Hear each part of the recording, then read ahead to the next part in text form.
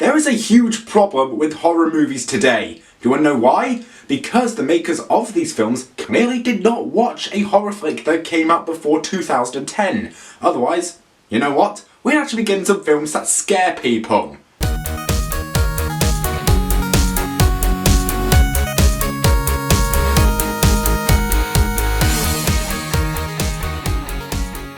Friend Request is a new movie that has recently just been released in theatres. The main character is played by Alicia Debnam-Carey, who you may recognise as Lexa from The 100 or Alicia from Fear the Walking Dead, who becomes terrorised by this girl who committed suicide because she deleted her on Facebook. As a result, she begins posting these very disturbing videos onto Alicia's Facebook profile.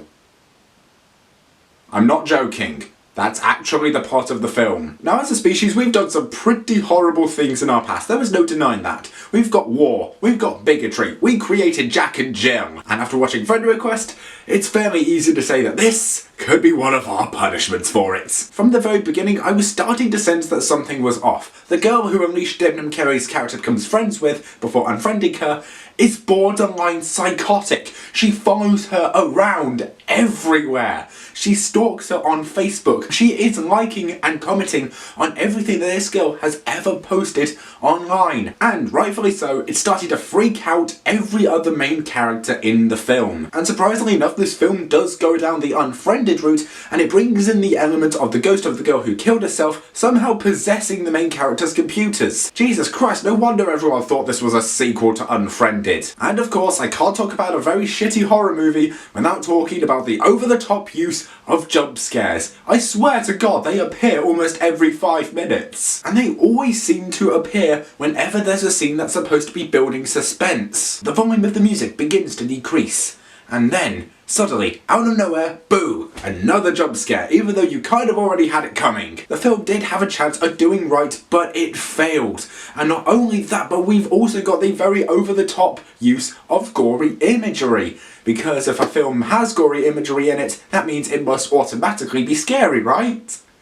Right?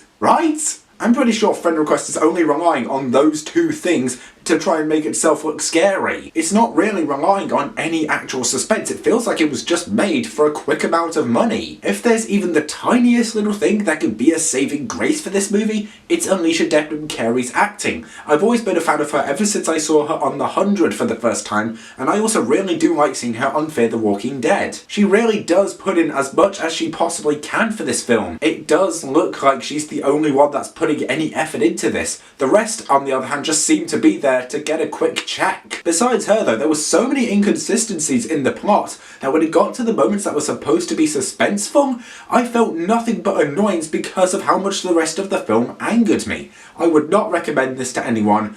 So guys, I'm going to give Friend Request a D-.